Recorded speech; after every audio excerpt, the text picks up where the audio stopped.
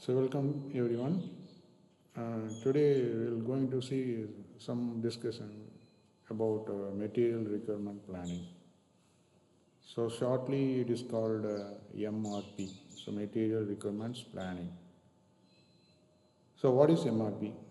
So material requirements planning is a computational technique that converts master schedule for final products into a detailed schedule for raw materials and parts used in the final product. The detailed schedule identifies the quantities of each raw material and part item. It also indicates when each item must be ordered and delivered so as to meet the master schedule for the final products. So in short or in summary, MRP is computerized system for managing dependent demand inventory, scheduling replacements orders, and meeting demand for end items as given in the master schedule, production schedule. So let us see what are the basic characteristics of a MRP. Two basic characteristics of MRP are given like this. One, MRP drives demand for components, sub-assemblies, materials, etc. from demand for and production schedules of parent items.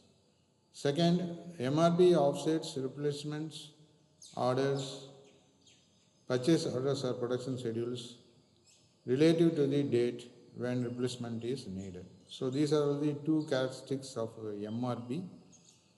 So material requirement planning. So it is very important concept.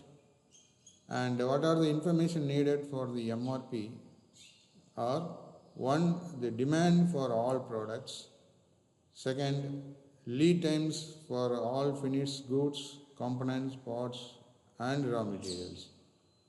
Third, lot sizing policies for all products. Fourth, opening inventory levels. Fifth, safety stock requirements. Sixth, any orders previously placed but which haven't arrived yet. So these are all the items, some of the information needed for doing the MRP. So what are the things that are needed for the MRP, that is inputs to MRP?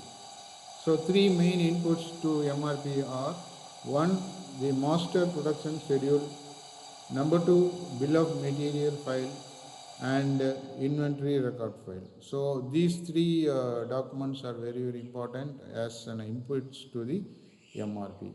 So the customer orders, sales forecast, so all these things are the input for the master production schedule.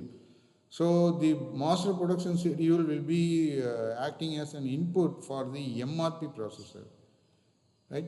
So other engineering changes, the inventory transactions, so all are the additional inputs for the MRP processor.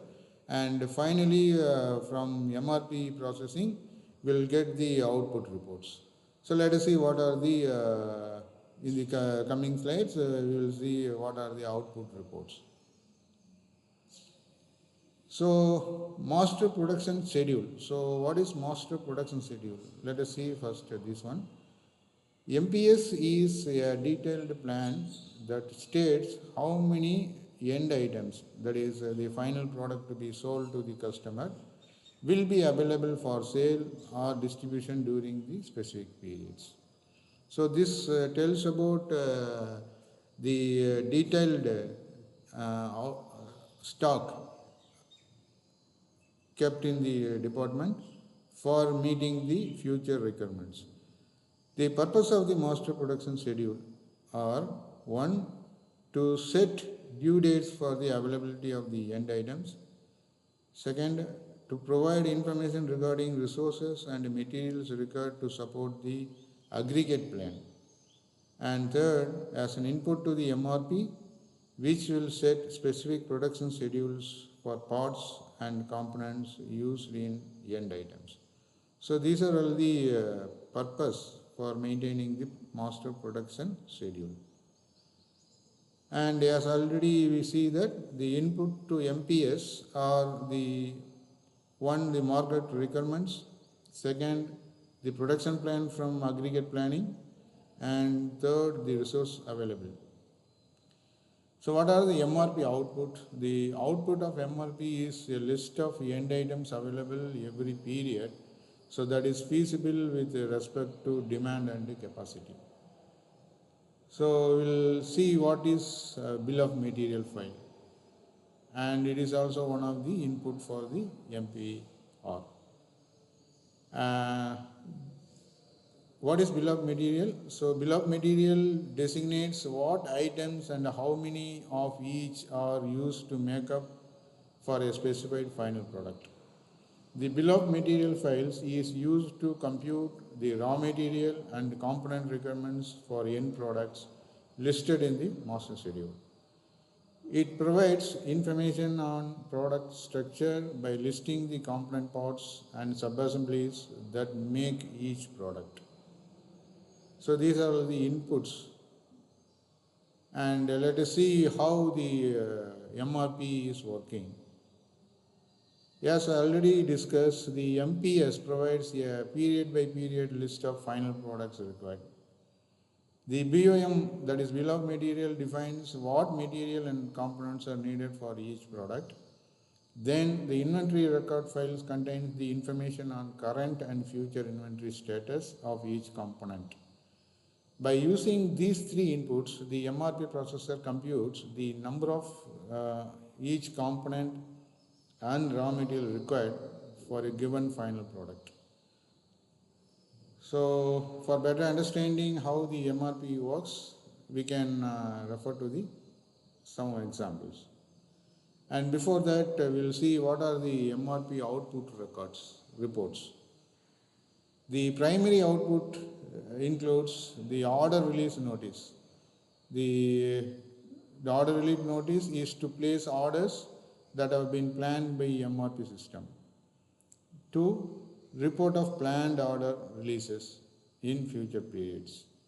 And third, rescheduling notices to indicate the changes in due dates for open orders. Then fourth one, cancellation notice. So this is also some outputs of output reports. Cancellation notice, secondary outputs, to indicate the cancellation of open orders because of changes in the master schedule. And finally, the reports on inventory status. The secondary inputs reports include the performance reports of various types to indicate cost, items, usage, etc. And also the exception reports to show deviations from the schedule, orders that are overdue, scrap, and so on. Then other secondary output also includes the inventory forecast to indicate the projected inventory level in future periods. And finally, let us see what are the benefits of MRP. So what is the need or what is the benefit of MRP, that is material resource planning, requirement planning. The various benefits of implementing MRP are: it will reduce inventory levels, it will reduce the production lead time, it will reduce the product changeover cost, and will get improved product quality and better production scheduling, reduced setup cost, better machine utilization, quicker response for the change in demand. So these are all some of the secondary output, and we have already seen the primary output of the MRP. And we have seen the benefits of the MRP also. So this is one of the important activity that is carried out in the industries for improving the production. Okay, so the rest we will discuss in the next session. Thank you.